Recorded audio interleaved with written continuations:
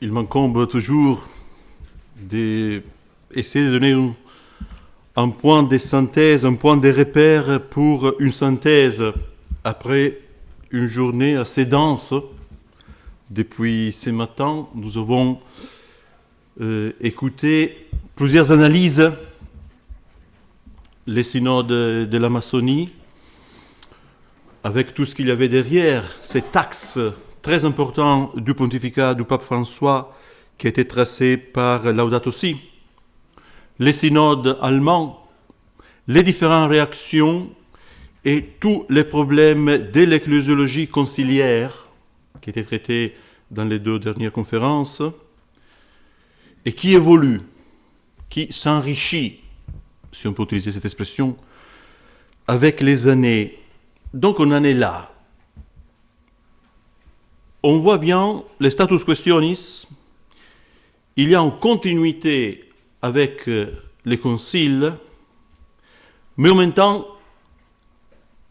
il y a une accélération et aussi on peut dire un enrichissement nouveau. Et devant cet enrichissement, nous entendons dans quel sens? Il y a des réactions. Or, dans quelle mesure, c'est un peu le but de la première partie de ma conférence, dans quelle mesure il y a continuité, dans quelle mesure il y a nouveauté. Et comment arriver à reconduire tout cela, tout ce qu'on a dit pendant la journée, à un seul principe de base. Je pense que la réponse, nous l'avons dans la conclusion de l'encyclique Laudato Si. On a bien vu les contenus essentiels, mais à la fin, le pape résume de manière géniale, il faut reconnaître tout ce qu'il a dit. Lui-même, il reconduit cette longue encyclique, donc on est au paragraphe 245, un principe. Dans le cœur de ce monde, reste toujours présent le Seigneur de la vie, qui nous aime énormément. Il ne nous abandonne pas, nous ne laisse pas seuls, parce qu'il s'est uni définitivement à la terre, à notre terre. Et son amour nous conduit toujours à chercher et à trouver des nouveaux chemins. Dieu s'est uni définitivement à notre terre.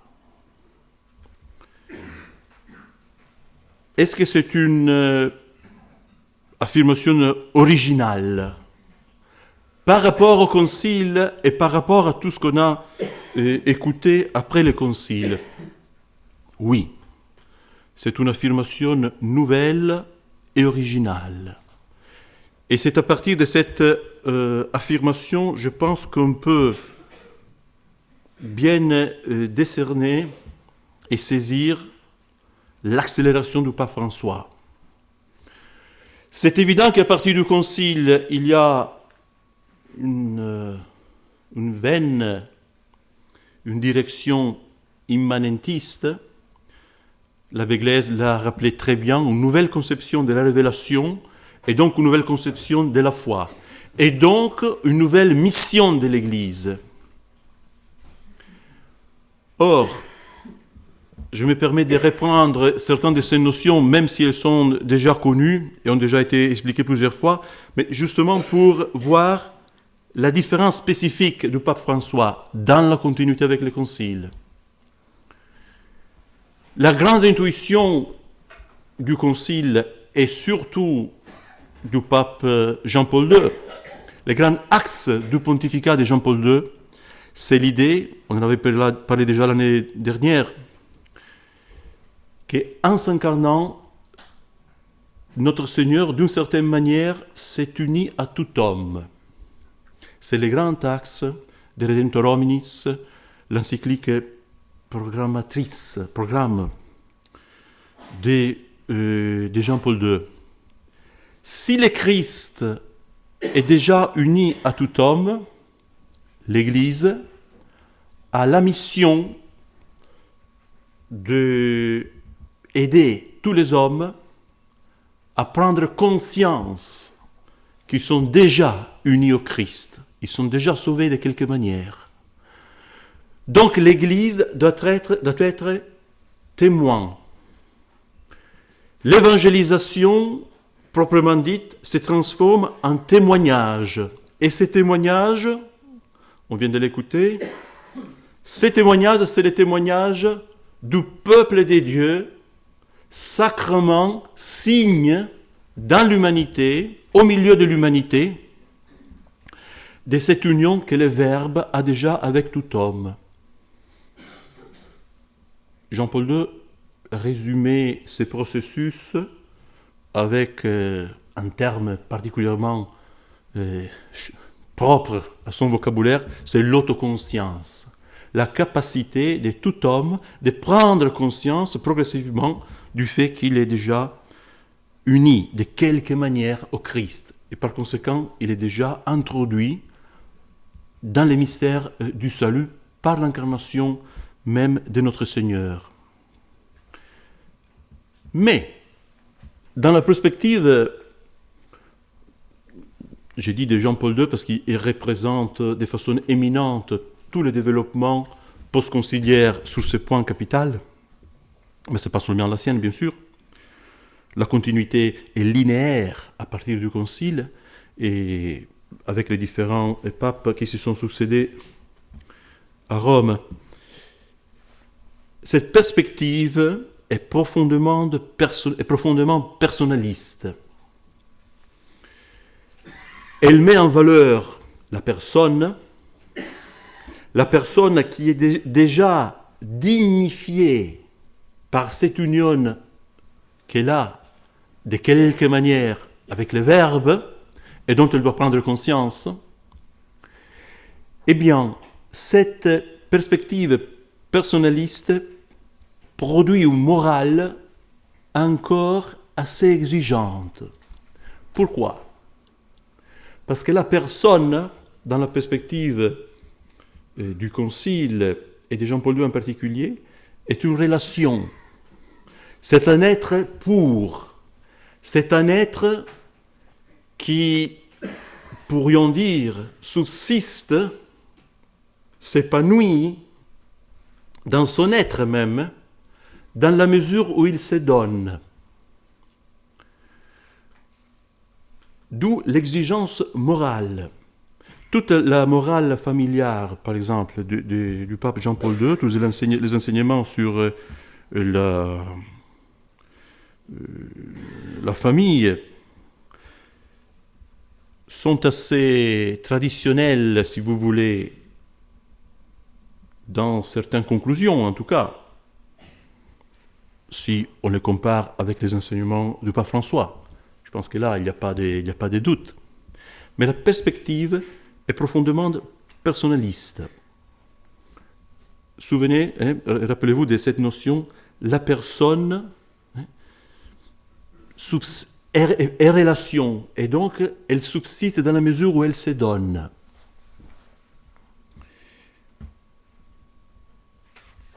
Et pour cela, elle a besoin aussi de la liberté. Parce que pour se donner, elle doit être libre. Vous avez dans la relation et dans la liberté les deux grands piliers de cette morale que le pape Jean-Paul II développe. Avec le pape François, cela est dépassé. Il n'y a pas de rupture, mais cela est dépassé. Pourquoi ? Parce que le Christ ne s'est pas simplement uni à tout homme. Le Christ s'est uni à la terre. Le problème n'est plus un problème d'autoconscience. C'est pas nié, bien sûr. Mais la perspective est plus radicale et en un certain sens, elle est encore plus simple. Ou si vous préférez, les germes immanentistes produit des fruits plus mûrs. Toute la morale, ça faut bien le comprendre, bien le saisir, dans la nouvelle perspective proposée par le pape François, se résume dans l'idée d'être en harmonie avec la nature, avec la terre. Pourquoi ? Parce que le Christ est déjà uni à la terre.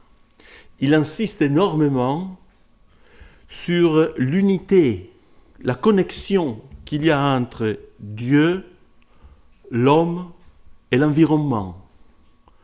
L'homme et l'environnement sont des créatures de Dieu. Et donc on peut écrire un nouveau code, ou si vous préférez, réécrire le code moral en entier, en relation au respect dû à la terre et à la nature. Pourquoi ? Parce que tout est connecté. En respectant la nature comme il se doit, pleinement, je respecte aussi la loi de Dieu et les prochains. C'est la grande intuition de Laudato Si.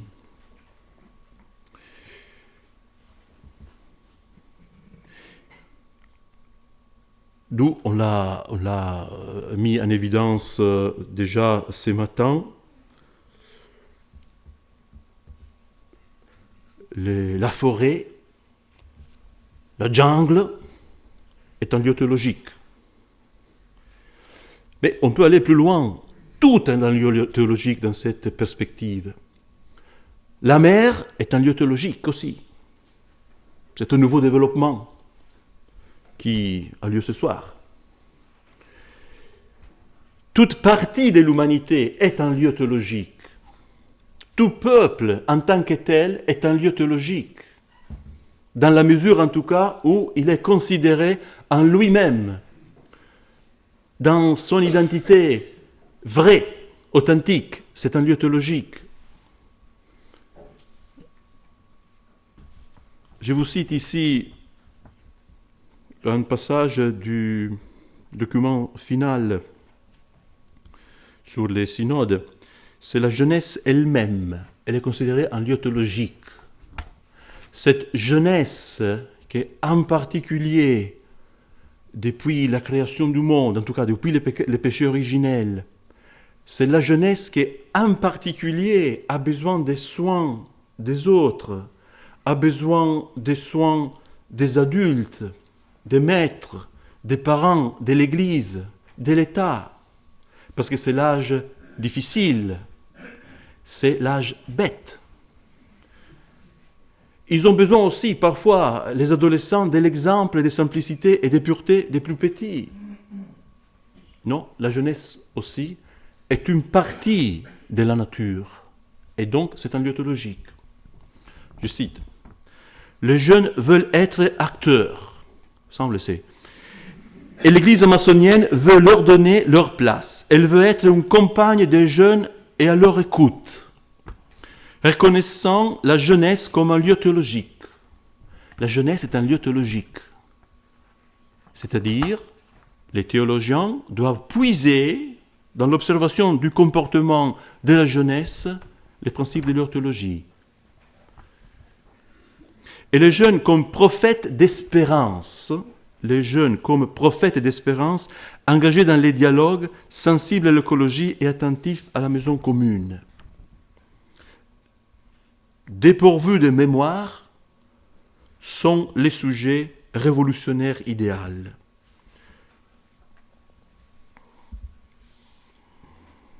On pourrait multiplier les exemples. Revenons à nous. Si l'exemple à suivre, c'est la forêt, lieu théologique, la jeunesse, en un mot, arriver à être en harmonie avec soi-même et avec l'environnement, avec la nature, avec le cosmos. Mais dans une perspective qui nie le péché originel. cette relation avec le Christ qui de quelque manière subsistait dans la perspective du pape Jean-Paul II, cette perspective entre guillemets classique, conciliaire et post-conciliaire, cette relation avec le Christ s'est fait plus lointaine, parce que dans l'immédiat, la relation est avec la terre. Et surtout, on voit les dénominateurs communs, ces soins pour la maison commune, cette préoccupation pour la maison commune s'est fait encore beaucoup plus universelle. Donc, qu'est-ce qu'on peut dire? Cette exigence morale s'est réduite à cette harmonie et à cet équilibre. Bien peu de choses. Il faut bien saisir que c'est toute l'Église qui doit rentrer dans cette perspective.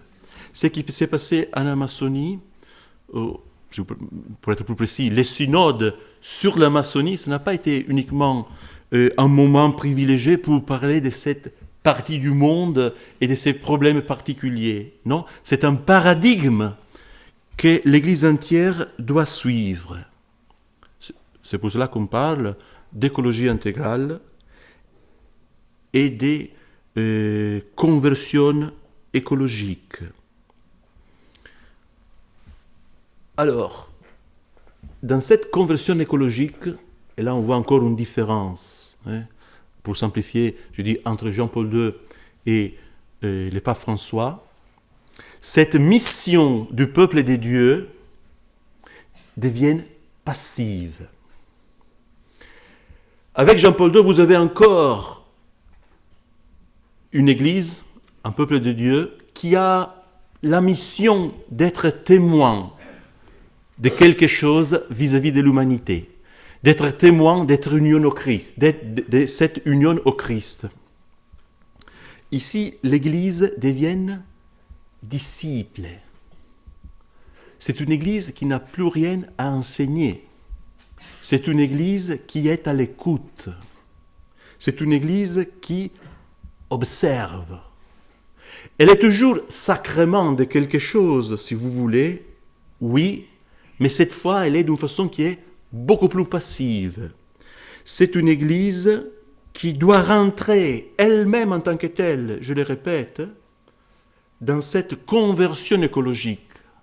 C'est une Église qui doit se convertir elle-même et pas les autres. Elle doit se convertir elle-même pour pouvoir écouter les autres. Et donc, son rôle exemplaire, son rôle, si vous voulez, en tant que sacrement du genre humain, pour utiliser l'expression du Concile, devient ce rôle d'écoute. Elle donne l'exemple parce que c'est la première qui écoute.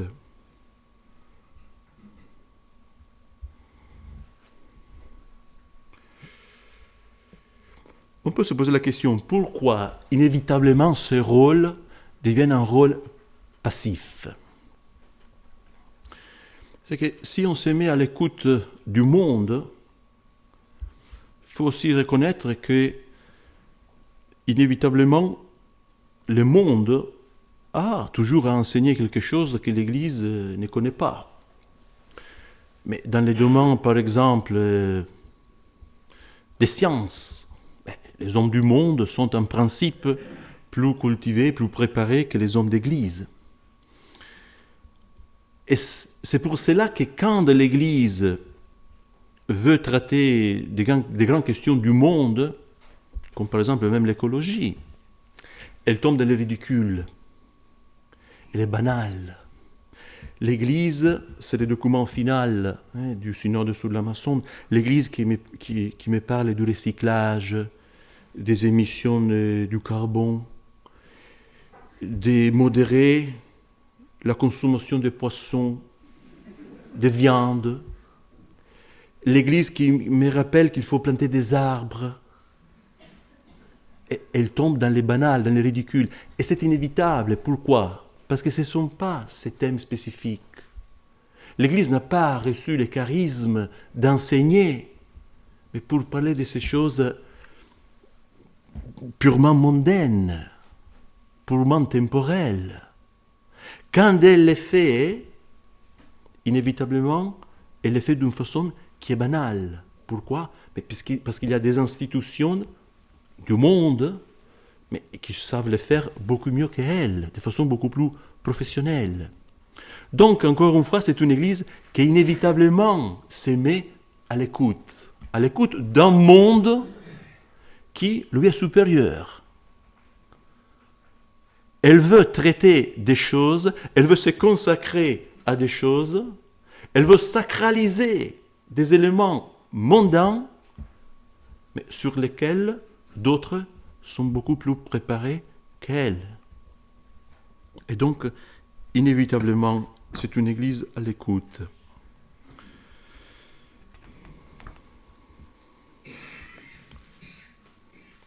Quelques conséquences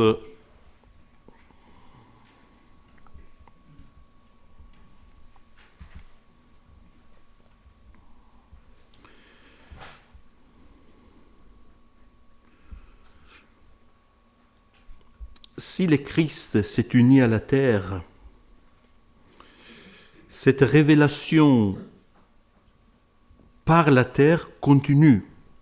Dieu continue à se révéler, pas simplement et pas uniquement dans la conscience des hommes, comme on était habitué à écouter. Je ne dis pas traditionnellement, c'est la tradition du concile qui nous enseignait cela. Mais Dieu continue à se révéler dans la vie même du monde. Et comme on a dit, tout potentiellement peut devenir un lieu théologique.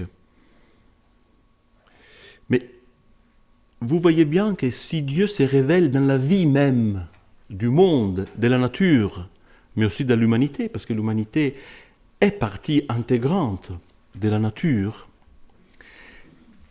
l'Église doit recevoir comme élément de la révélation, elle s'engage à recevoir comme élément de la révélation à tout ce qui peut paraître dans le monde. Et surtout l'Église qui est à l'écoute, l'Église qui observe, c'est une Église qui doit être prête à introduire toujours dans ses structures, dans sa façon de penser, ce qui émerge dans la vie du monde et dans la vie de l'humanité. Je donne un exemple très concret, c'est le rôle de la femme. Le rôle de la femme, c'est un élément typique, j'allais dire, de cette prétendue réhabilitation de la femme. C'est un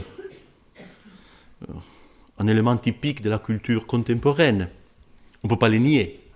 On peut ne pas être d'accord, mais on ne peut pas nier que, disons, la culture contemporaine et révolutionnaire a prétendu donner à la femme un rôle tout à fait nouveau. Voilà. Ça, on est tous d'accord. On n'est pas d'accord, bien sûr, sur l'opportunité.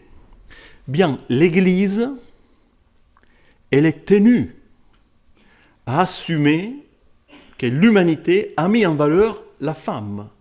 Et donc l'Église doit accueillir ces données propres à la vie de l'humanité qui terminent pour être un élément propre de la révélation. Et donc elle doit introduire elle-même la femme, par exemple, dans l'organisation de l'Église. Elle doit donner elle-même à la femme des places d'autorité dans l'Église. Le pape vient de le faire. Il est très cohérent. Le pape vient de le faire. La maçonnie, le synode de la maçonnie termine à tout un chapitre sur le rôle de la femme. C'est l'heure de la femme. Oui.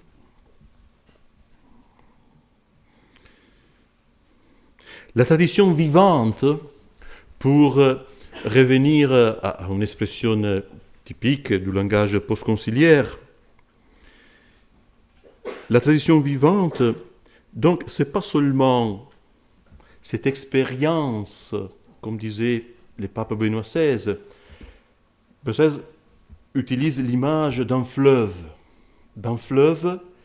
qui transmet la même expérience qu'ont eu les apôtres au commencement du christianisme, au moment de la résurrection de notre Seigneur, hein, cette joie, cette expérience devant les faits, devant la nouvelle que notre Seigneur était ressuscité, eh bien, qu'est-ce que c'est la tradition vivante? C'est ce fleuve qui transmet cette expérience pendant les siècles. Donc il y a une continuité, mais il y a un fleuve, il y a de l'eau qui coule. Ici, l'eau continue à couler, mais elle s'enrichit de quelque chose qui n'a rien à voir avec cette expérience des apôtres au moment de la résurrection de notre Seigneur. Elle s'enrichit des valeurs du monde. Pourquoi? Parce que c'est dans la vie du monde que Dieu continue à se révéler. Et là, il faut dire, le pape François, oui, est en continuité, comme on a dit, avec les germes de l'immanentisme qui est présent déjà au Concile, mais il va beaucoup plus loin. On est en train de recueillir des fruits vraiment mûrs. Deux autres considérations et conséquences de cette perspective. Le pape François, je pense qu'on peut le dire, en tout cas donne cette impression de désacraliser. Il utilise des expressions qui choquent. Par exemple, c'est une des plus récentes, il a dit dans un sermon au mois de décembre que la co-rédemption, c'est une bêtise. C'est quand même fort de dire ça. Ou, on l'a rappelé aujourd'hui, on ne peut pas évangéliser en tirant des pierres. L'évangile n'est pas une pierre. On n'évangélise pas en tirant des cailloux. Non, on évangélise étant à l'écoute. Voilà. Bien, ces expressions choquent. Qu'est-ce qu'on peut dire et pourquoi? Il ne s'agit pas d'une simple offense, une volonté d'offenser, un mépris. C'est beaucoup plus profond que ça. Dans toute révolution, la désacralisation a une fonction pédagogique. Il est nécessaire de désacraliser un petit peu, progressivement, pour faire tomber ce qui est considéré un préjugé. La désacralisation, elle aide les hommes à se libérer de l'idée qu'ils doivent rendre compte à un Dieu transcendant. Tout ce qui est sacré rappelle à l'homme la transcendance, quelque chose qui est au-dessus, qui est au-delà, quelque chose qui me domine, quelqu'un auquel je dois rendre compte, quelqu'un qui va me juger. La désacralisation aide à dépasser cette sensation, cette disposition naturelle, et bien sûr confirmée par la foi, qu'il y a un Dieu au-dessus de moi. Pourquoi? Mais parce que tout est reconduit à une vision qui est immanente, de la façon la plus radicale. Une considération analogue pour l'autorité du pape et de son prestige. On se pose la question souvent, mais le pape François est-il conscient qu'il perd prestige, que la papauté perd prestige, qu'il détruit de quelque manière sa propre autorité? Comment est-ce que ses successeurs pourront remédier à ce que le pape François est en train de faire, d'enseigner, si l'autorité même du pape perd son prestige? Il faut bien le comprendre, ça aussi, dans une perspective naturaliste. dans la perspective d'une Église qui est à l'écoute, l'autorité, c'est paradoxal, l'autorité n'a plus le rôle d'enseigner, d'imposer aux intelligences des contenus, des vérités. Mais donc, si l'autorité n'a plus ce rôle, l'autorité a un sens dans la mesure où elle s'est autodétruite, où elle disparaît, pour enseigner ainsi, par ces moyens, qu'une médiation n'est plus nécessaire, n'a plus de sens. Ou si vous préférez, qu'un magistère, au sens traditionnel du terme, n'est plus nécessaire. Et oui, c'est une Église qui doit écouter, doit se convertir pour apprendre à écouter. C'est une Église qui doit désapprendre pour pouvoir réapprendre. C'est l'Église disciple, c'est l'Église sœur. Donc, si vous voulez, la perspective, même de certains gestes propres au pape François, qui choquent, c'est, je pense, il faut le comprendre à la lumière de tout ce qu'on vient de voir. Ce n'est pas une simple vulgarité, une simplicité excessive. Non, ce n'est pas ça. C'est plus profond que ça.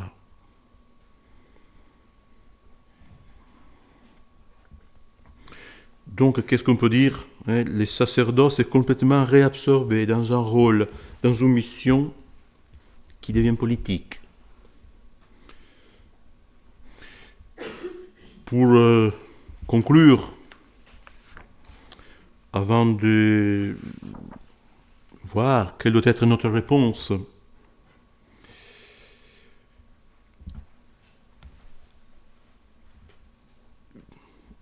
cette nouvelle phase dans laquelle l'Église est entrée, on le voit bien, il y a une continuité, mais il y a des éléments qui sont nouveaux. Et cela explique les réactions. En un mot, l'immanentisme le plus radical, cette harmonie, si tout se termine pour se résoudre dans un projet d'harmonie de l'homme avec la nature, l'environnement,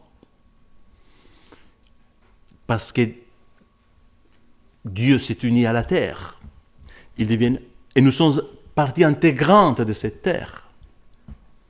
Il devient impossible pour l'homme d'accomplir l'acte religieux duquel dépendent tous les autres. C'est l'adoration.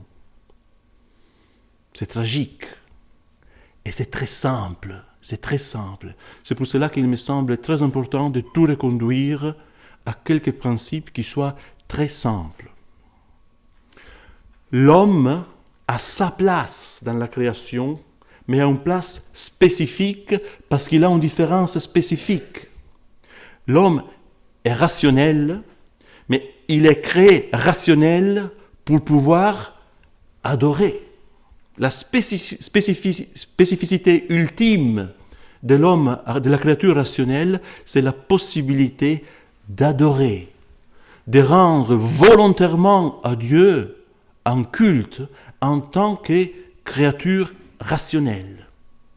Mais cela présuppose la distinction entre la créature rationnelle et un Dieu transcendant que je reconnais et que j'adore et que je reconnais non dans la nature, je le reconnais au-dessus de la nature, au-dessus de la création, absolument distingué et séparé de la création, absolument infini.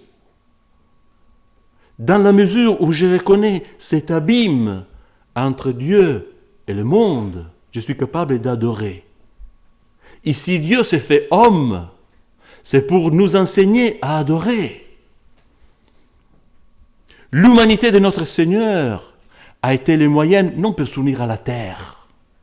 L'humanité de notre Seigneur a été les moyens, la cause exemplaire pour enseigner aux hommes à adorer. Qu'est-ce qu'a fait notre Seigneur dans son humanité? Pourquoi son sacerdoce? Quel est le but de son sacerdoce? Il le dit lui-même. Ce sont les premiers mots de notre Seigneur dès qu'il rentre dans le monde. Je suis ici, Père, pour faire ta volonté. C'est dans l'accomplissement de la volonté du Père que notre Seigneur, homme et prêtre, se soumet totalement à la volonté du Père. Et il sait très bien que cette soumission inclut la croix, inclut la passion. Et cet premier acte de notre Seigneur, au moment même de l'incarnation, est en parfaite continuité avec la croix. Toute la vie de notre Seigneur, c'est un long acte uninterrompu d'adoration. C'est magnifique. C'est tout l'opposé. C'est tout l'opposé de la perspective dans laquelle l'Église est en train de rentrer avec cette conversion écologique. Ce n'est pas seulement une erreur, ce n'est pas seulement une déviation, c'est abominable. C'est abominable. Nous-mêmes, nous n'arrivons pas à calculer la gravité de cela. Nous n'arrivons pas à trouver les mots. Et c'est la seule voie que l'Église peut parcourir aujourd'hui. Il n'y a pas d'autre chemin possible. C'est écrit.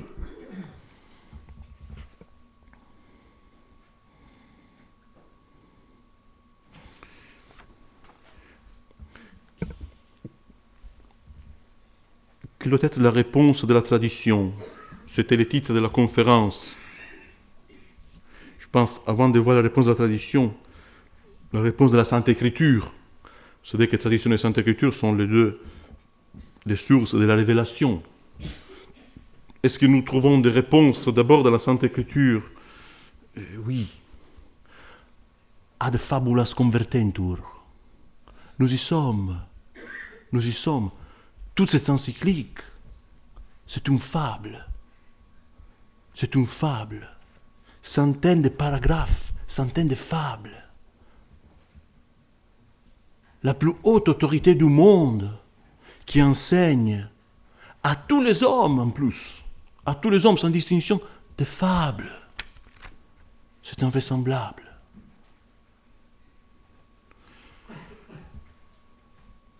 Mais la réponse de la tradition,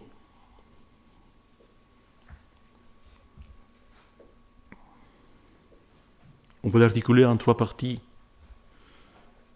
On est entouré des dominicains ici, dominicaines. La première réponse, c'est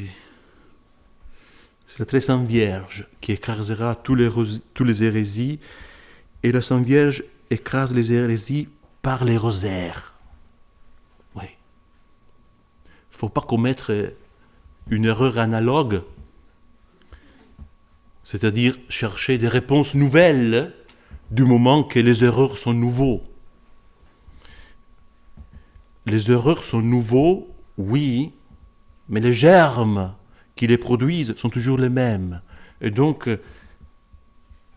les remèdes est dans les rosaires. C'est à la Vierge que notre Seigneur c'est dans les mains de la Vierge que notre Seigneur a confié l'Église et a confié la foi. A confié la foi. C'est elle qui écrase et écrasera toutes les hérésies.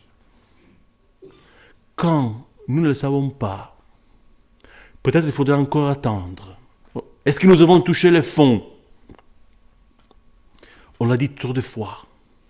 On ne peut pas le dire encore. On pourrait les dire a priori, mais il vaut mieux pas. Ça ne serait pas prudent. Ouais. Mais ce qui est sûr, c'est par la très Sainte Vierge et par les rosaires. Nous avons une part à jouer là-dedans. Important.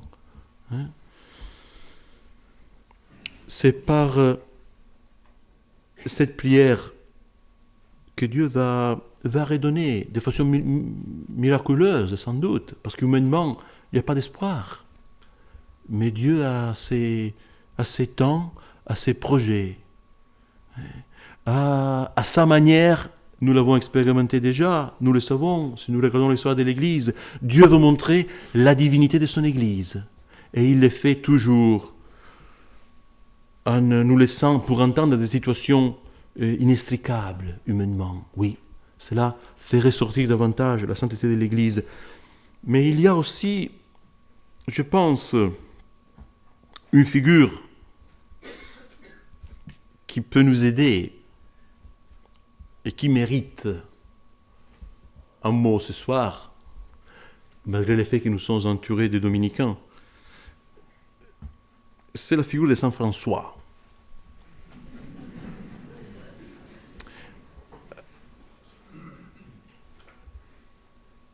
Ce pape, tout en étant un jésuite, il a choisi le nom de François. On comprend bien pourquoi. Après quelques années, on le comprend bien. Le synode pour la maçonnie a commencé le jour de la fête de Saint François. La grande encyclique de laquelle nous avons parlé, c'est cet axe central du pontificat du pape François. Elle commence avec les mots du cantique des créatures de Saint François, Laudato Si. Il a une idée très claire de s'approprier d'un très grand saint de l'Église, et il y en a d'autres bien sûr, un très grand fondateur, et il y en a d'autres. Mais, et c'est sur cela que je voudrais méditer avec vous quelques instants, parce que je pense qu'il y a de vérités, de conclusions à tirer. Saint François a eu un sort unique dans les dernières 50 années. Sa figure a été complètement dénaturée. C'est un sort qui Saint Bernard n'a pas eu, Saint Ignace non plus, Saint Benoît non plus. Pourquoi Saint François ?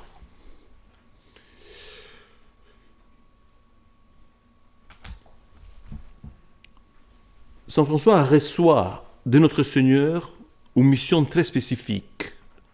Nous sommes au commencement du XIIIe siècle.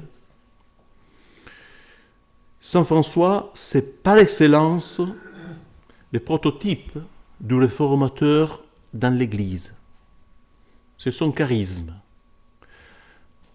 C'est une grâce spéciale qu'il reçoit de notre Seigneur. Il en reçoit la mission, mais nécessairement il reçoit aussi la grâce pour accomplir cette mission. Et donc du coup, la figure de Saint François, elle réforme l'Église pour ce qu'elle est. Il est un réformateur tout d'abord dans l'ordre des lettres. C'est la cause exemplaire de la réforme. Il incarne parfaitement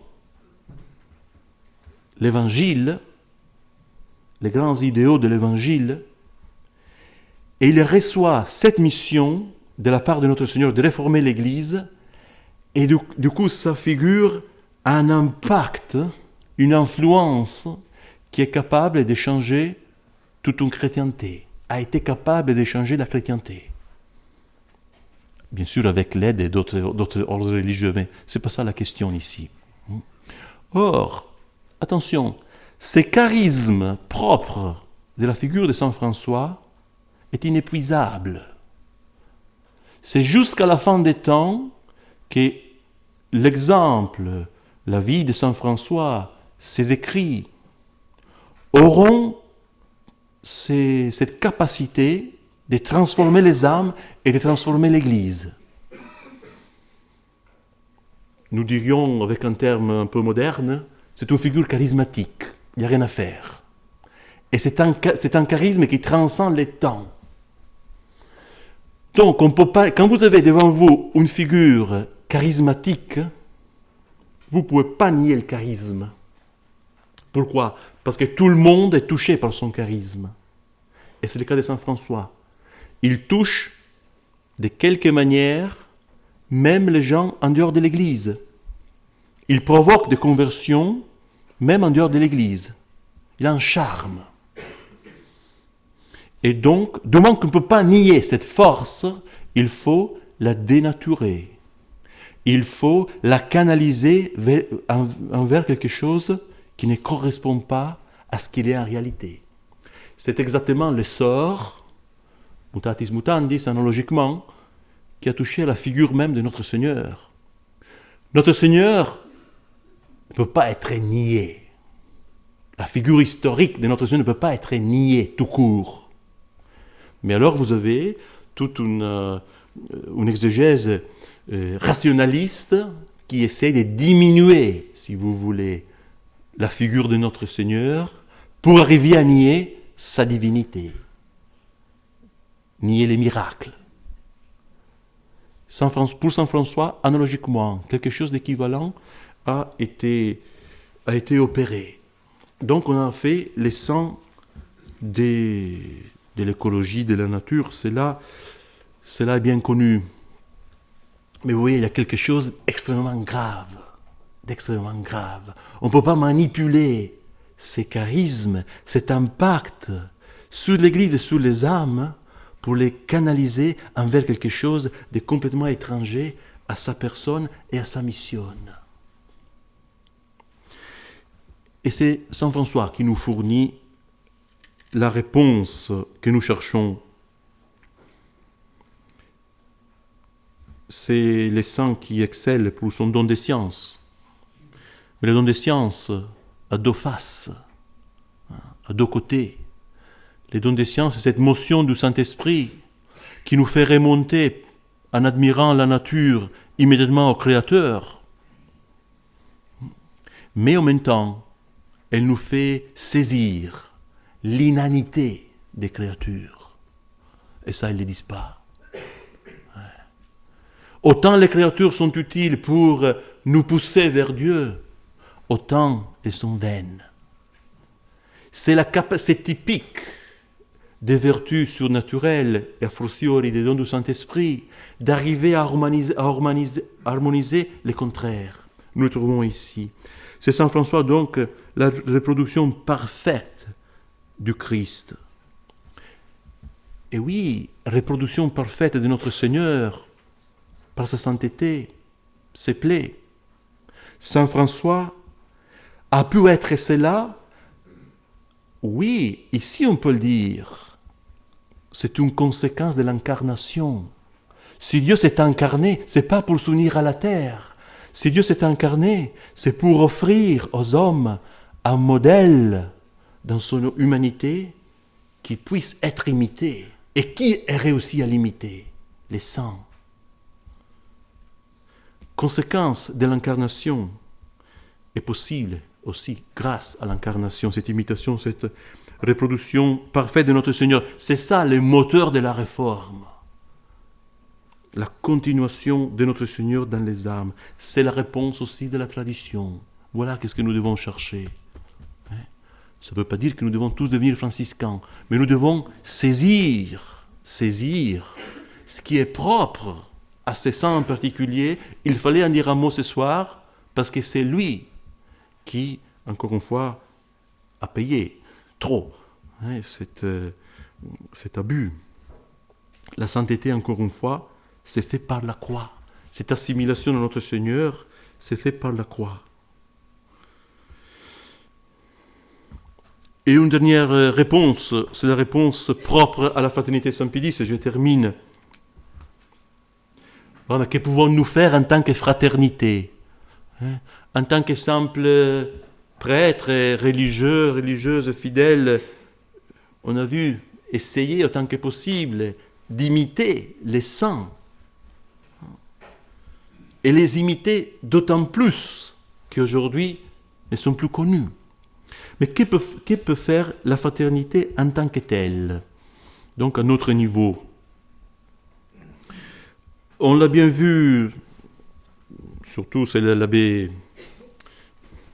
éminent qui est à ma droite, qui a mis en évidence il y a plusieurs réactions dans l'Église, mais des réactions qui peuvent partir un peu, disons, avec des orientations différentes, et surtout des orientations, des réactions qui vont chacune à leur vitesse, avec quelques pas en arrière parfois. Donc des réactions positives dans leur ensemble, mais avec des lacunes. Des réactions qui ont encore du mal, en général, à remonter à la cause. Donc, que peut faire la fraternité pour aider ces réactions? Toutes sans exception, en considérant encore une fois qu'elles sont diversifiées, que chacun a ses temps, sa perception des choses et de la crise aussi. Mais la réponse est très simple. Toutes ces réactions et toutes celles qui pourront venir ont besoin de quelqu'un qui ne bouge pas. Ont besoin d'une cause exemplaire qui reste toujours ce qu'elle doit être. Il ne faut pas penser que pour favoriser ces réactions, il faut baisser un petit peu la barre. Non.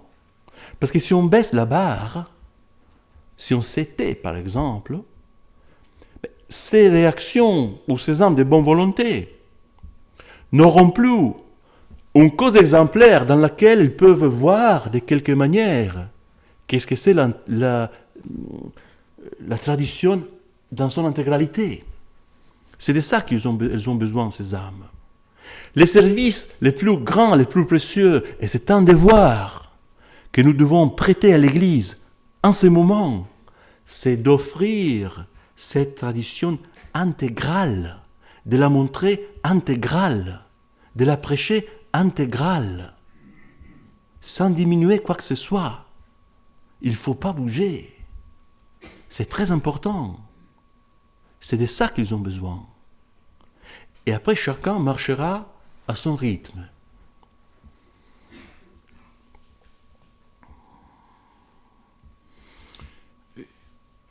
Ce n'est pas un rôle, encore une fois, c'est quelque chose qui nous dépasse. Quelque chose qui nous dépasse. On a parlé de la nécessité de la prière, du rosaire. Mais oui, c'est quelque chose qui nous dépasse. On laisse ça à la providence. Et je dirais, ici aussi, il y a quelque chose qui nous dépasse. Ce n'est pas nous qui allons résoudre la crise de l'Église.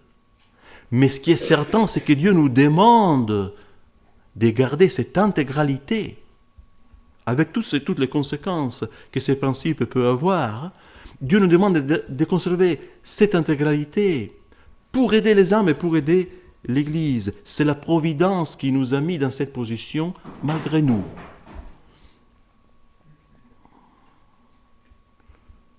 Alors, comment conclure? Oui, pensons à ces âmes. Pensons à toutes ces âmes pour lesquelles la vie catholique n'est plus possible dans la paroisse. Faites réaliste. C'est impossible d'avoir une vie catholique si on écoute ça, si on met en pratique ces principes. C'est impossible. Et encore une fois, je me répète, c'est les services les plus précieux que nous pouvons offrir à l'Église. On nous accuse parfois de ne pas avoir l'essence de l'Église. On nous accuse de regarder à nous-mêmes, à nos chapelles, à notre propre développement, sans regarder la nécessité que l'Église a de se réapproprier de la tradition, sans regarder la nécessité que les âmes ont de se réapproprier et de bénéficier de la tradition de l'Église. Cette accusation est fausse. Elle est fausse. Elle est inacceptable. C'est parce que nous aimons l'Église que nous ne pouvons pas bouger d'un millimètre. C'est pas seulement pour préserver nos communautés, mais c'est pour préserver quelque chose que nous avons reçu, qui ne nous appartient pas, et que nous devons offrir à tous, sans distinction. Et c'est pour cela qu'il ne faut pas bouger. Merci pour votre attention.